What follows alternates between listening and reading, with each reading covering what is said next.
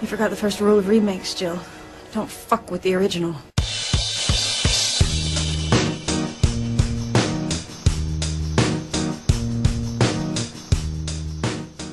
Hey everybody!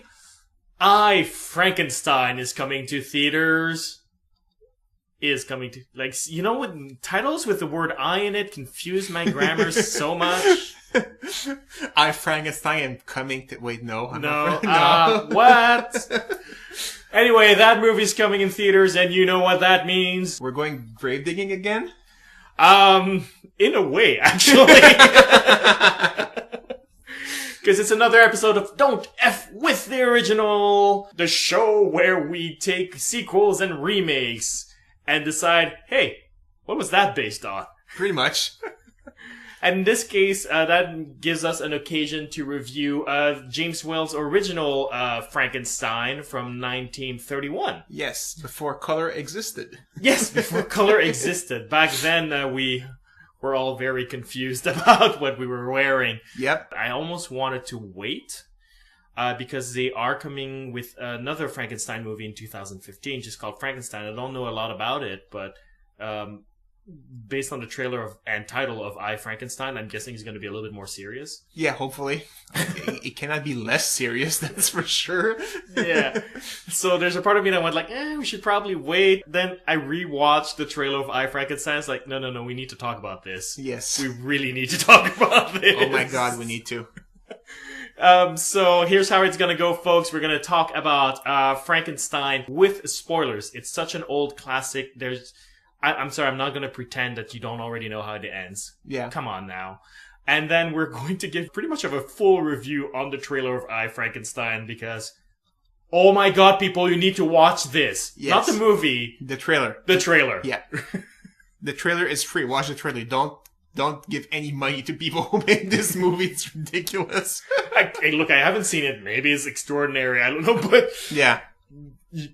Watch the trailer, you'll see what we mean. Pretty much. Alright, so James Whale's Frankenstein, based on the Mary Shelley novel, very, very loosely. Okay. I don't know, I didn't read the book, so I'm gonna have to rely on you for that. We'll get to that a little bit, but the sequels are actually more faithful to it. Okay. So mad inventor Frankenstein wants to create life. He wants to create another human being. So he goes grave digging and asks his assistant Fritz to grab brain. Fritz is a moron, so grabs the brain of a moron. Yeah. Well, he grabs the right brain first, like a normal brain, and then drops it for no reason. He hears a noise, because every time I hear a noise, I drop everything I have in my hand, you know. That's a normal reflex for me, you know. Yeah, and then grabs the abnormal brain. Yeah. Yeah, and so it creates a monster. It creates a very weird creature played by Boris Karloff, the legendary Boris Karloff. Yeah. And then Frankenstein's wife and his friend convince him that what he's doing is wrong, so he tries to imprison the beast that he created. The beast eventually escapes, and all hell breaks loose for about 10 minutes. Yeah, pretty much. You know? It's about it. It's really 10 minutes. So that's a story in a jiffy, I guess. Yeah. What did you think of the classic 1931 Frankenstein? I guess in those times, movies, the people were not as picky towards plot holes as there, because this movie to me made almost no sense. It almost felt like a jump from one style to another. It assumes certain things that you went directly, you know. For example, at one point, Frankenstein holds a girl and throws her in like knee-deep water. Yeah. And next thing after, she drowned. You're like, what do you mean she drowned? How the hell do you drown in knee-deep water? In fairness, I would feel very uncomfortable with a film production crew throwing a real girl into deep water. Yeah, but still, I mean, I guess in the 31, okay, it was good enough, you know, to see you throw the girl in water. Okay, she drowned. That's good. And for some reason, the father knows that it's a monster that did it. It is really weird. Yes, like that's the like a lot of the criticisms you have. I'll get into a little bit of a history of the arts lesson too, and it will explain a lot of the problems you have with them. It's a thing with the times. All right. But that one, the one where the father somehow magically knows that it was a Frankenstein monster that did it. Yeah. It's like, how hard would it have been for James Whale to just insert one shot of the father coming home and seeing the monster pass by. Yeah. That would have solved it. I know. Maybe he just read the script and he knew. I mean, Yeah. that's what it is.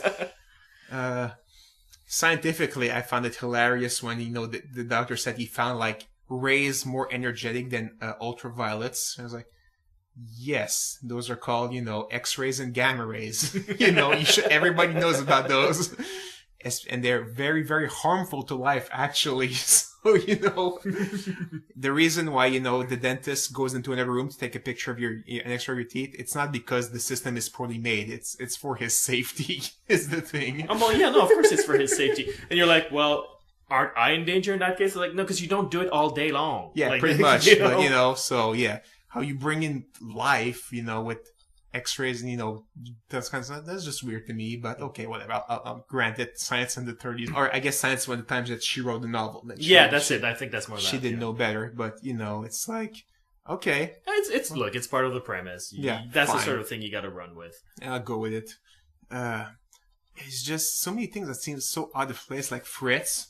Yeah. He he has his weird hunchback assistant. Yeah. And all of a sudden, he goes back to his regular life and regular town and everything's normal. And he's like, where the hell did you find your hunchback from? Seriously. It's well, just there are hunchbacks everywhere. It's not like hunchbacks live in separate communities. Yeah, no, but still, it's like you think it's going to be such a weird movie because of that. In the honest, he lives in this old mill and all of a sudden he goes back to town and it looks like, almost a regular movie from that era where they're just talking and, it's like, oh, we're getting married. And it's great. And it's no longer like a horror type movie with the monster all of a sudden. It's like, this is weird. You're just jumping from one to the other, and then the lynch mob is like, pick a genre and stay to it. This is 1931. We're just coming into sound. I guess the silent movie, and you can feel it. It's filmed very much like a silent movie.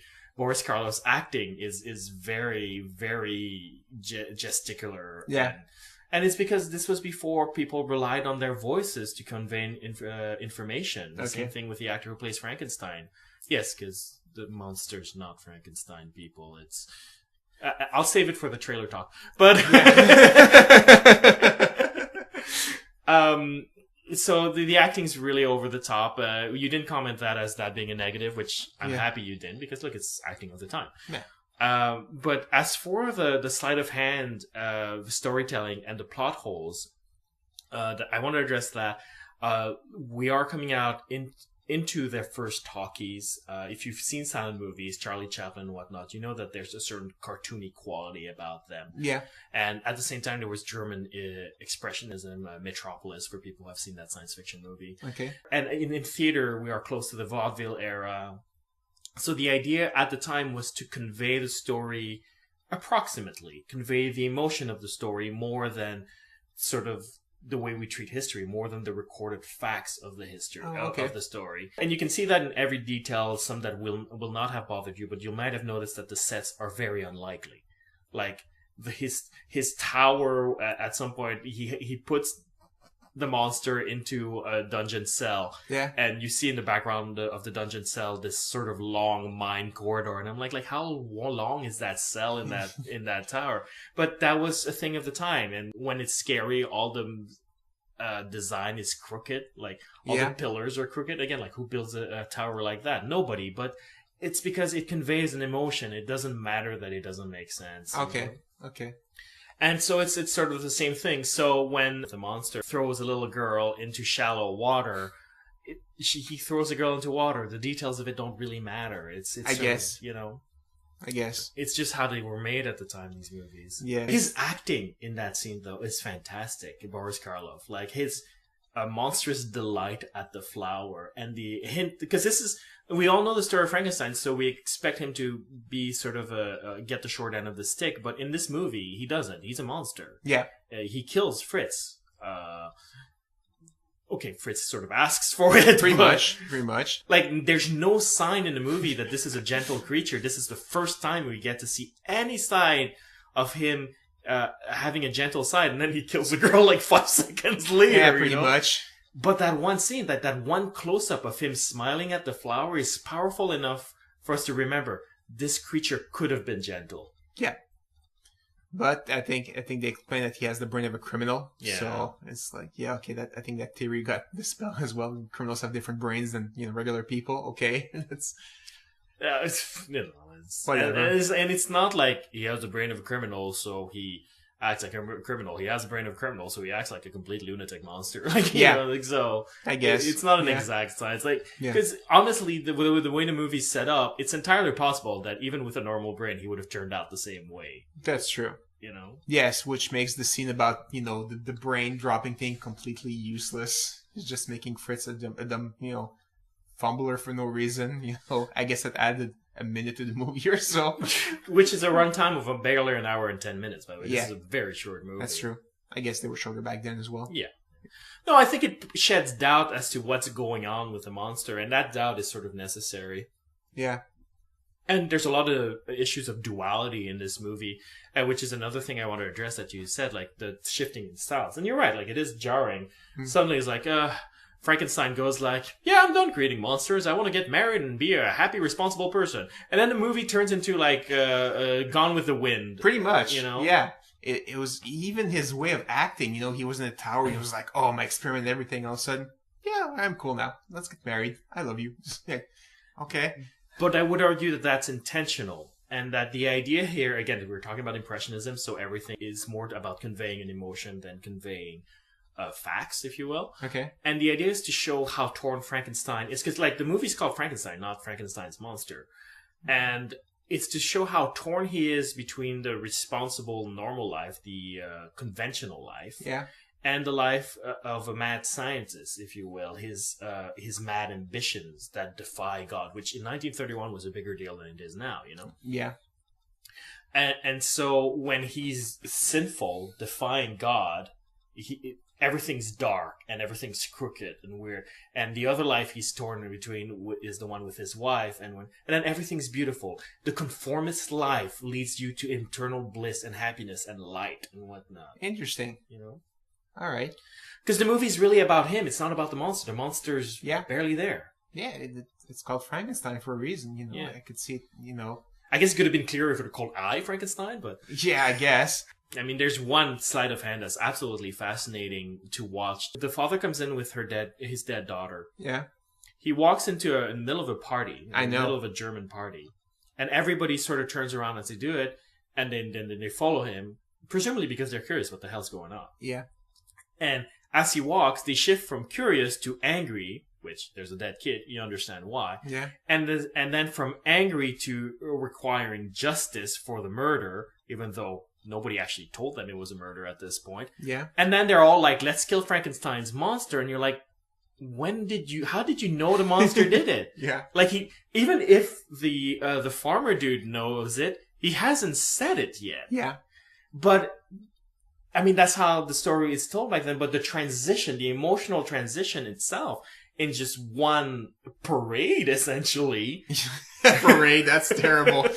Parade that's led by a dead girl carried by her father.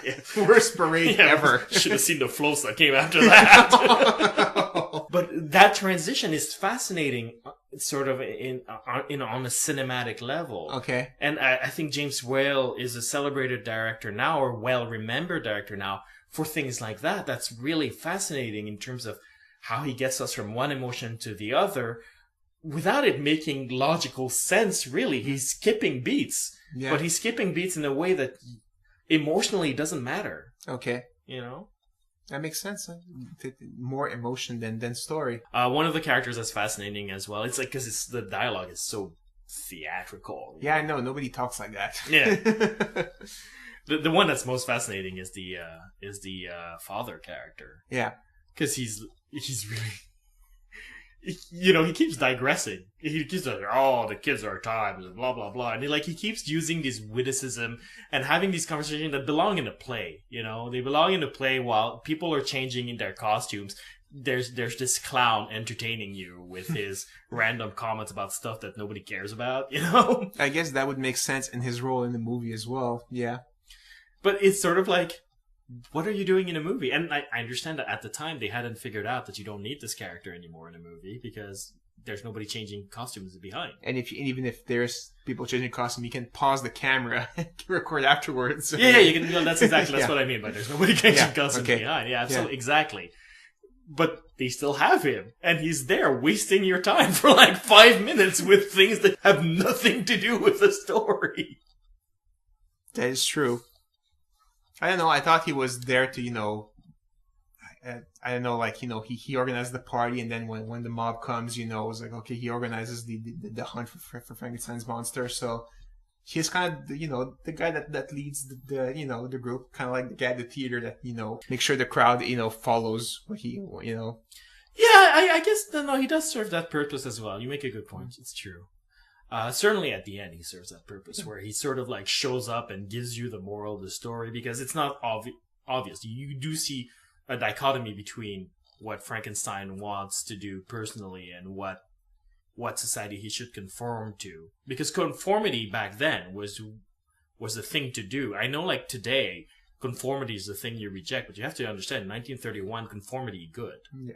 He comes out and, Frankenstein's in bed, and he basically ends the movie. The movie ends with him and not any of the other main characters in the movie. It's just weird. Yeah, and he's like, I'll toast to a son to the Frankenstein house. And what he's saying, essentially, is he'll toast to Frankenstein getting back to living at the Frankenstein house instead of his Tower of Madness. Yeah. And having children and a family doing the conformist thing. So you were talking about the difference between the movie and the book. I mean, as talking about the book, what exactly you think is missing? Okay, well, there's no Fritz. First of all. Okay. Yes, that character was completely pointless. Yeah. And before anyone writes us, the Hunchback is called Fritz in the first movie. It's in the third movie that he gets a new Hunchback called Igor, but before that he was called Fritz. Yeah, I was looking on IMDb to find the name of it's like, I couldn't find Igor. I found it weird because I wanted to know who the actor was. But it's like, yeah, Fritz, and like, that is so not a Hunchback name. I'm sorry. What's funny is also, like how in cartoons and in whatever, because like now I'm just getting into factoids because they're fun. Yeah. When they do the Monster of Frankenstein, he always has his arms in front of him. Yeah. Walking. You'll notice that in 1931 Frankenstein, he never does that. No, he does not do that. Yeah. Boris Karloff, in fact, never did that. It's only in the fifth movie where Frankenstein was being played by Bela Lugosi that Bela Lugosi did that. Frankenstein's monster was supposed to have lost his sight. So he was moving with his hands forward because he could not see. Interesting. Yeah, but they removed that plot line but kept the performance, so Frankenstein's monster walks with his hands in front of him for no reason. Interesting. I thought it was just an actor's choice, and that's the one everybody remembers is his hands like that. That's weird. That's interesting factoid, actually. Yeah, because I was wondering, I know he had his hand like that when he was trying to, choke Fritz because he had fire, but besides that, you don't really see him like that at all, But yeah, so back to your original question in terms of the differences of the movie. The movie eventually has the Frankenstein's monster meeting a blind person. That doesn't happen in the movies until Bride of Frankenstein. Okay. The monster of Frankenstein is a bit smarter. Here, he's just a beast. Okay. In the book, he's a little bit more thought out. In fact, coerces Frankenstein into building him a wife. Nice. And then it takes too long, so he gets pissed off and kills Frankenstein's wife. Oh, that's terrible. They've altered that in Bride of Frankenstein, but they touch on that storyline very heavily in Bride of Frankenstein. Frankenstein is a bastard in the books. He's not a good man at all. Okay. Whereas in this incarnation, he's torn. He has two personalities. When he's in Gone with the Wind, he's perfectly fine. He's very kind to his wife. He's perfectly normal. Whereas he's a little kooky he's a little kooky when he's working in his abandoned windmill, which was so weird to me to see the switch turn on and off. It's like, kooky, I'm normal now. It's like, it really is. Wow. And Frankenstein is just one novel, and they basically cut it up into like many, many movies. Yeah, well, I mean, by the time you reach Son of Frankenstein, they're just creating their own stuff. Oh, okay. Yeah, but I would say a good adaptation of the novel would be to see Frankenstein followed by Bride of Frankenstein. I think that's close enough to the novel, the two of them together, to say, okay, well, that's what it is. Where does young Frankenstein fit in all of this?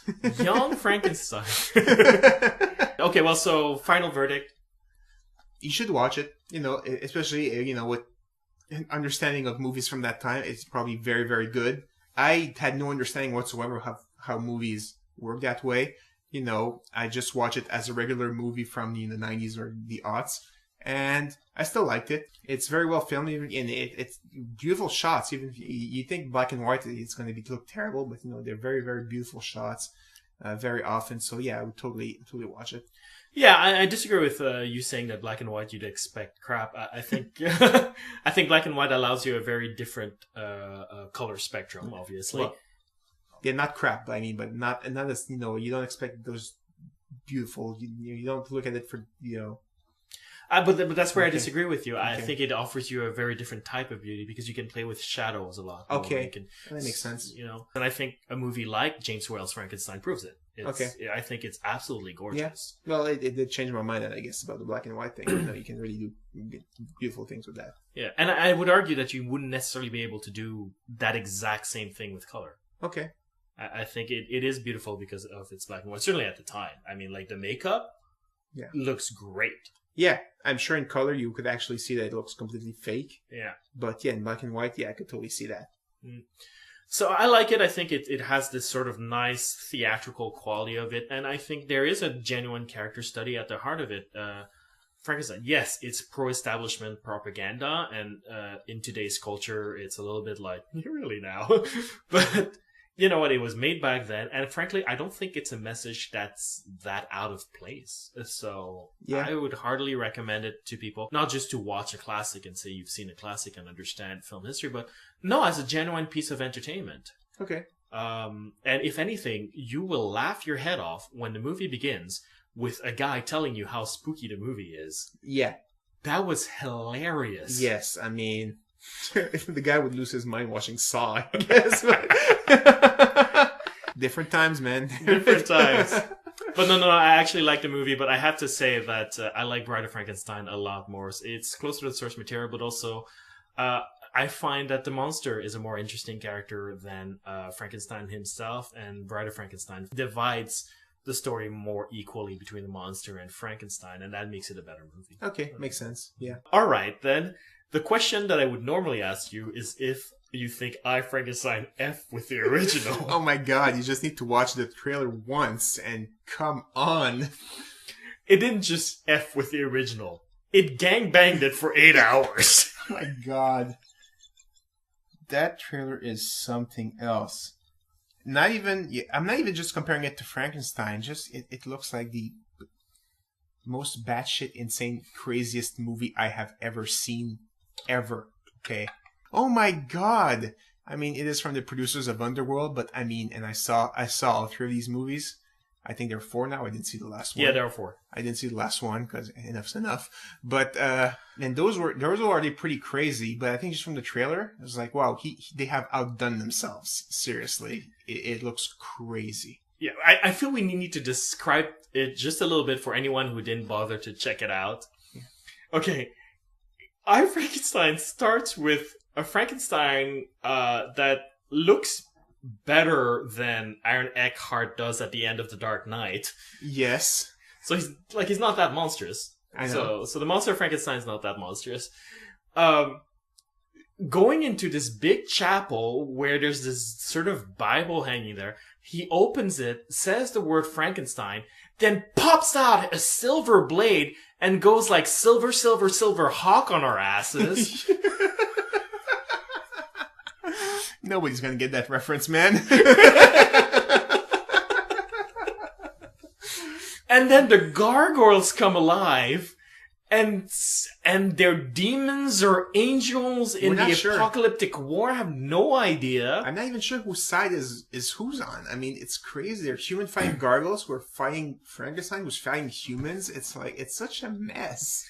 And then there's some guy who tells him that he is the anointed one who will save the world from the apocalypse or balance the scales of good and evil in the final war or some crap like that. He will bring balance to the force. Exactly.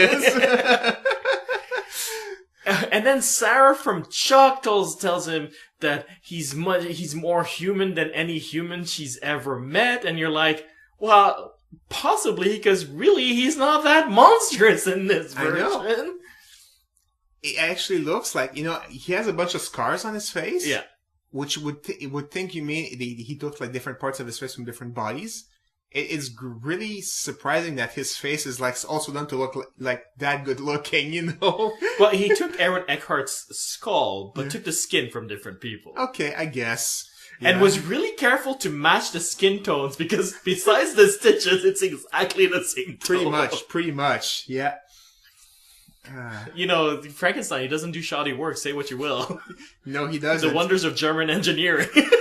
And just the title, I, Frankenstein, so they're referring to the guy as Frankenstein, I guess. Yeah, the monster is called Frankenstein, this thing. Which, the more I think about it, it's not that crazy. No. Because he is the creation of Frankenstein, why wouldn't he have the same last name? Yeah, it's the same last name, I guess, but why didn't you just give him a first name like Chuck or something?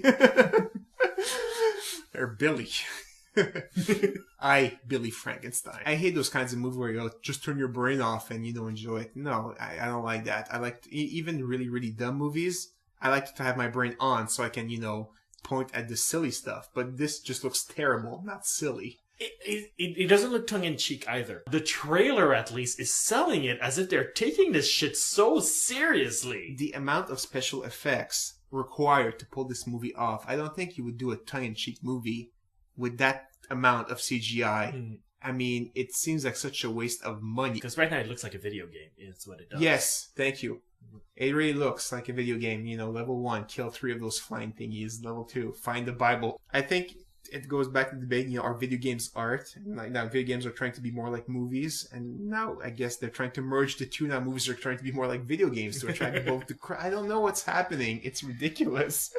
It's not untrue though. I find that screenwriting has become a lot more video game-like in the sense of a lot of movies today seem to move from one set piece to the next, the way you move from one big boss to the next, essentially. Yeah. And I think what's happening is some of our younger screenwriters are very much into video games, and they sort of bring that aesthetic and that storytelling to the screenplays. And I'm not sure it's and it's not a knock on video games, because I feel that the way the video games are going to be art is not through story, it's through immersion. Yeah. So I feel that the storytelling of video games being brought to movies is not necessarily a good thing. No, you're right. Having said that, I recommend the trailer to everyone. Oh, yeah. This thing is hilarious. Yeah. My God. We don't want to oversell it because they might be expecting something, too much. Yeah, that's true. Watch the trailer. It's worth your time. It's worth your 3 minutes. Yeah, it totally is. Is it worth that other commercial that comes before on YouTube? I don't know. No, I don't know. Probably not. If you want to write us, share with us your love for the trailer of I, Frankenstein. Or actually elaborate on Frankenstein, the 1931 movie. Because I think it's a fascinating movie with a lot of things to be said about it. And I'm not even sure that we scratched the surface. Yeah, I know. You can mail us at mail@idiomatic.com or post a comment at idiomatic.com. We're also on Facebook. We're also on Twitter. We are also on iTunes. If you could write us a review or like us on Facebook or both, that'd be great. It would help us get the support to continue generating content on a regular basis. Otherwise, I will have no choice but to throw Nick down a windmill after having removed all his bones, of course. Where are you going to find a windmill in Canada?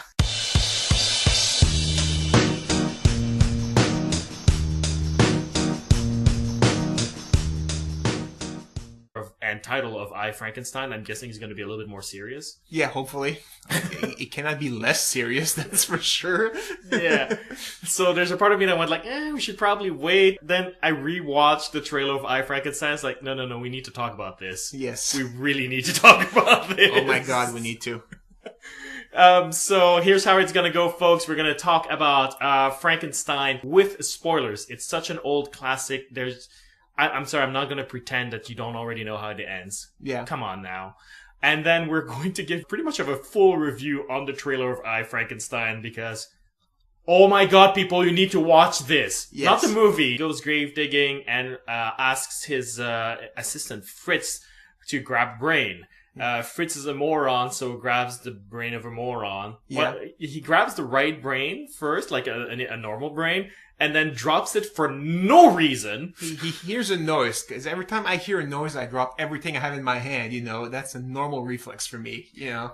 Yeah, and then grabs the abnormal brain. Yeah. Yeah, and so it creates a monster. It creates a very weird creature played by Boris Karloff, the legendary Boris Karloff. Yeah. And then Frankenstein's wife and his friend convince him that what he's doing is wrong, so he tries to imprison the trailer. The trailer. Yeah.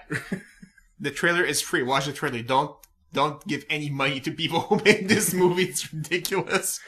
Hey, look, I haven't seen it. Maybe it's extraordinary. I don't know, but yeah. Watch the trailer, you'll see what we mean. Pretty much. Alright, so James Whale's Frankenstein, based on the Mary Shelley novel, very, very loosely. Okay. I don't know, I didn't read the book, so I'm gonna have to rely on you for that. We'll get to that a little bit, but the sequels are actually more faithful to it. Okay. Mad inventor Frankenstein wants to create life. He wants to create another human being, because it's another episode of Don't F with the Original, the show where we take sequels and remakes and decide, hey, what was that based on? Pretty much. And in this case, that gives us an occasion to review James Whale's original Frankenstein from 1931. Yes, before color existed. Yes, before color existed. Back then, we were all very confused about what we were wearing. Yep. I almost wanted to wait, because they are coming with another Frankenstein movie in 2015, just called Frankenstein. I don't know a lot about it, but based on the trailer... You forgot the first rule of remakes, Jill. Don't fuck with the original.